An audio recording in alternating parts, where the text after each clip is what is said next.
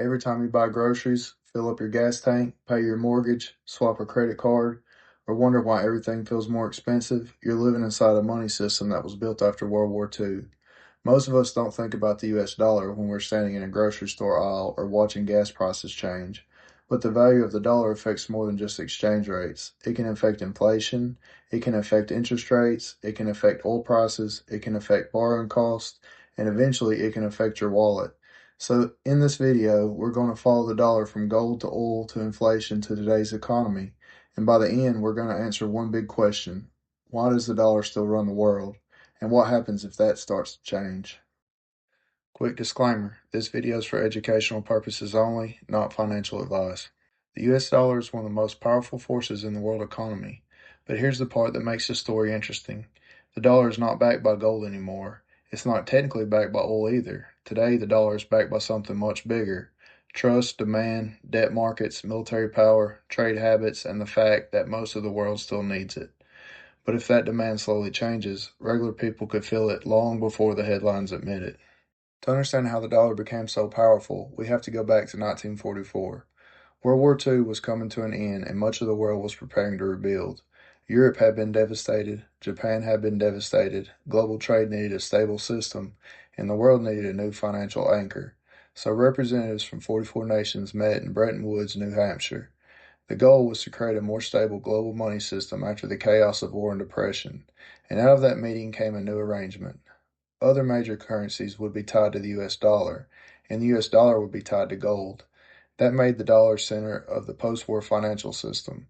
In simple terms, the world said, instead of every country trying to figure out its own money system alone, we're going to use the dollar as the anchor. And because the dollar was connected to gold, other countries had confidence in it. This gave the United States a powerful position. The U.S. had a strong economy, it had massive industrial capacity, and it had large gold reserves. And after World War II, it became the financial center of the new global system. This is where the modern dollar story really begins. Now, when people say the dollar was backed by gold, it's important to explain what that actually means. Under the Bretton Woods system, foreign governments and central banks could exchange dollars for gold at a fixed rate. That rate was $35 per ounce of gold. This does not mean every everyday American after World War II could simply walk into a bank and trade paper dollars for gold like a normal checking account. The key point is that foreign governments had confidence because the dollar had an official gold link. So the system looked something like this. Gold gave credibility to the dollar. The dollar became the anchor for other currencies.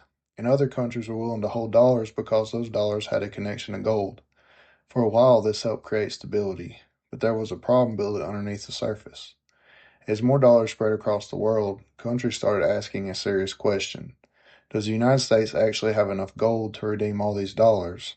And as U.S. spending increased, inflation pressure rose, and more dollars existed outside the country, confidence in the gold link started to weaken. So the very system that made the dollar powerful also created pressure on the United States.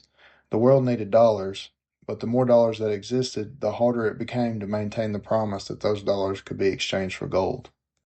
That brings us to gold. For decades under Bretton Woods, gold was tied to the dollar at around $35 per ounce. But after the gold link broke, gold started trading at market prices. And that changed everything. Gold no longer backed the dollar. Instead, gold became more of a signal. A signal of inflation fears, a signal of uncertainty, a signal of confidence or lack of confidence in paper money. That's why gold is still watched today. When investors worry about inflation, debt, war, currency weakness, or financial instability, gold often becomes part of the conversation. Today, gold is much higher than it was under Bretton Woods. The point is not that gold is guaranteed to go up forever. The point is that once the dollar was no longer tied to gold, gold became free to move based on market demand. And that shows how much the money system changed after 1971. Before 1971, gold helped anchor the dollar. After 1971, the dollar had to stand on something else: trust, policy, the U.S. economy, Treasury markets, and global demand. In 1971, President Richard Nixon closed what was known as the gold window. That meant foreign governments could no longer convert U.S. dollars into gold. This was one of the biggest turning points in modern financial history. The dollar became fiat money. Fiat money means the currency is not directly redeemable for a physical commodity like gold. Instead, its value comes from confidence in the government, the economy, the central bank, and the system behind it. Now, that does not mean the dollar suddenly became worthless. Obviously, it did not. The dollar remained extremely powerful, but what changed was the source of that power. Before, the dollar had a gold link. After 1971, the dollar was supported by the strength of the United States, the Federal Reserve, the legal system, tax authority, global trade, and the enormous U.S. Treasury market. This is where a lot of people oversimplify the story. They say the dollar used to be backed by gold, and now it's backed by nothing. But that's not really the full picture. The dollar is no longer backed by gold, but it's backed by demand, it's backed by trust, it's backed by the fact that people, businesses, banks, investors, and governments all over the world still use it. And that demand became even more important in the 1970s when oil entered the story. Now let's talk about inflation, because this is where the story starts hitting regular people. Inflation simply means prices are rising across the economy. It does not mean one item got more expensive. It means the general price level is going up, and when that happens, the same paycheck buys less over time. That's why inflation feels so frustrating. You can be working just as hard, making the same income, or even getting a raise, but still feel like you're falling behind. In the 1970s, inflation became a major problem. Oil shocks, government spending, monetary policy, and supply issues all collided. By around 1980, inflation reached roughly 14%. That was painful for households. Food was more expensive, fuel was more expensive, borrowing became more expensive, and interest rates had to rise sharply to bring inflation under control. Then, for many years, inflation was much lower. But in 2022, inflation spiked again, reaching about 9%. And even though inflation has come down from that peak, it's still something people feel every day. As of April 2026, the 12-month CPI inflation rate was 3.8%. That is not the same as the 1970s, but it still matters because even moderate inflation can quietly eat away at purchasing power. And this is where the dollar system connects to your life. When the value of money changes, it shows up in food, fuel, housing, borrowing, and the cost of everyday life. Now let's move to oil.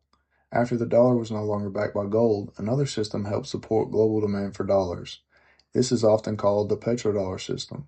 But we need to be careful with the wording here. Oil does not technically back the US dollar the way gold once did. You cannot take dollars to the government and redeem them for oil, and the US government does not literally force oil to back the dollar. That's not how it works. A better way to understand the petrodollar system is this. Oil has historically been priced mainly in US dollars, and because oil is one of the most important commodities in the world, countries often needed dollars to buy energy. That created global demand for dollars. Then, oil producing countries that earned dollars often invested those dollars back into US assets, including Treasury securities and other investments. So the cycle looks something like this. Countries need energy. Oil is priced mainly in dollars. Countries need dollars to buy oil. Oil exporters receive dollars. Some of those dollars flow back into U.S. financial markets. That cycle helps support the dollar's global role. But again, oil does not legally back the dollar. The petrodollar system is better understood as a network of oil pricing, U.S.-Saudi relations, U.S. security influence, treasury markets, and global trade habits. That network helped reinforce demand for the dollar, and demand is a huge part of what gives any currency power. Oil matters because energy touches almost everything. When oil prices rise, it does not just affect the price at the gas pump. It can affect shipping, it can affect food production, it can affect manufacturing, it can affect airline tickets, it can affect electricity and heating costs, it can feed into inflation. That is why oil shocks are so important in the story. In the 1970s, oil prices surged and helped fuel inflation. Then in 1979 and 1980, there was another major oil spike. In 2008, oil surged again during a global commodity boom. In 2020, oil collapsed during the pandemic shock. Then in 2022, energy prices surged again. And today, in 2026, oil is still a major piece of the inflation conversation with prices around $90 per barrel in this chart. The key point is simple. Energy prices ripple through the economy. So when we talk about the dollar, oil, and inflation, we're not talking about abstract financial theories. We're talking about what it costs to move goods across the country, what it costs to fill a truck, what it costs to stock a grocery shelf, what it costs to heat a home, and what it costs to live. This is why oil has played such a big role in the dollar story. Not because oil technically backs the dollar, but because the world's need for energy helped create demand for dollars. So let's bring this back to regular life. The dollar system affects households through several channels. First, dollar strength matters. When the dollar is strong, imports can be cheaper and global investors may have more confidence in U.S. assets.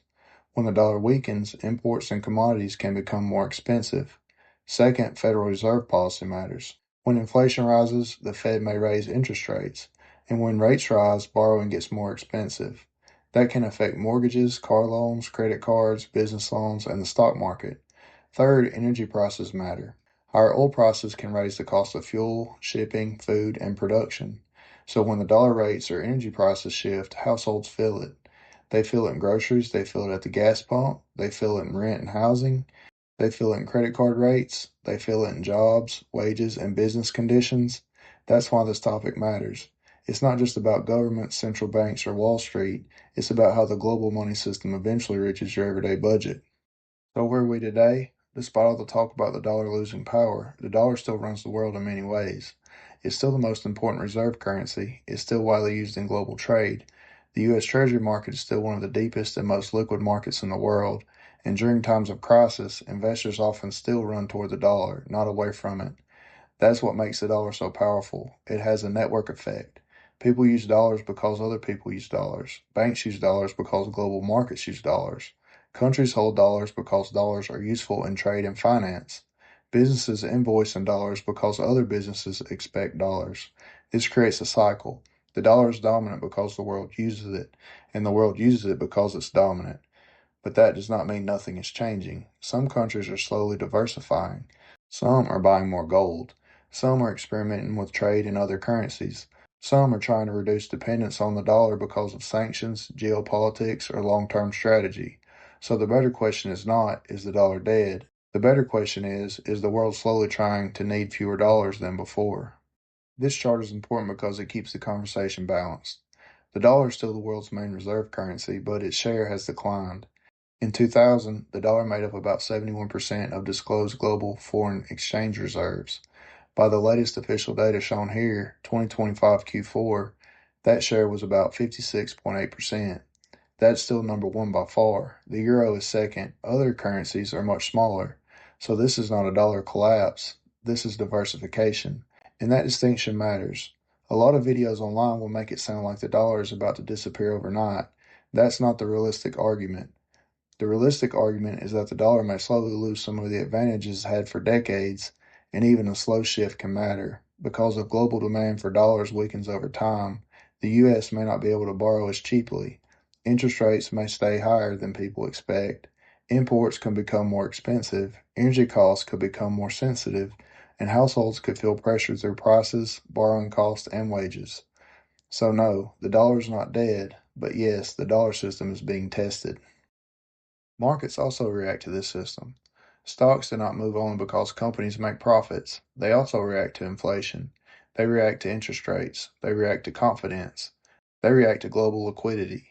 And they react to what investors think money will be worth in the future. When inflation rises, the Federal Reserve may raise interest rates. When rates rise, borrowing becomes more expensive. When borrowing becomes more expensive, companies and consumers can slow down. And when that happens, markets reprice. That's why you see major stress points around periods like 1973 and 1974 inflation and oil shock, the 2000 and 2002 dot-com bust, the 2008 and 2009 financial crisis, the 2020 pandemic shock, and the 2022 inflation and rate hike period. The market can still go up over long periods of time, but the path is not smooth. And when the dollar system, inflation expectations, interest rates, or confidence shift, markets can react quickly. That's why this conversation matters for investors too, not because anyone can predict the market perfectly, but because understanding the system helps explain why markets move the way they do. Now we get to the big question. What happens if the world slowly needs fewer dollars? Not tomorrow, not overnight, but slowly. The first thing to understand is that a sudden dollar collapse is not the most realistic base case. The dollar has too many advantages. The U.S. economy is massive. The Treasury market is deep. The dollar is used everywhere. And there's no easy replacement that can instantly take over. But the risk is not just collapse. The risk is erosion. A slow loss of dollar advantage. If fewer countries need to hold as many dollars, demand for U.S. debt could weaken. If demand for U.S. debt weakens, borrowing costs could rise. If borrowing costs rise, the government, businesses, and households all feel it. If the dollar weakens, imports can become more expensive. If energy gets priced or traded in more competing systems, the U.S. could lose some of the automatic demand that helps support the dollar for decades. And eventually, that can show up in everyday life. Higher borrowing costs, pricier imports, more expensive energy, more pressure on households.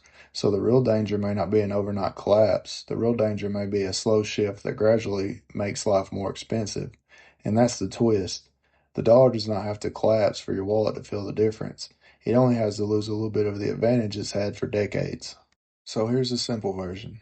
Gold once gave the dollar credibility, then the gold link broke in 1971. Oil helped create global demand for dollars. Treasury markets and trade made the dollar even more important. And today, the dollar still runs the world because the world still needs it. But the world's also slowly diversifying. That does not mean the dollar disappears tomorrow. It does not mean the system collapses overnight. But it does mean the advantage the United States has had for decades should not be taken for granted. The dollar is not backed by gold. It's not backed by oil. It's backed by the fact the world still needs it. So the real question is not whether the dollar disappears tomorrow. The real question is, what happens if the world slowly needs fewer dollars than it used to? And if that happens, the first place many people may feel it is not in the government report or a central bank speech. They may feel it at the grocery store, at the gas pump, in their mortgage payment, on their credit card statement, and in their everyday budget. That's why the dollar still matters. And that's why this story is far from over. If you like this video, be sure to like and subscribe so I can make more videos like this. Thank you for watching, and I'll see you in the next one.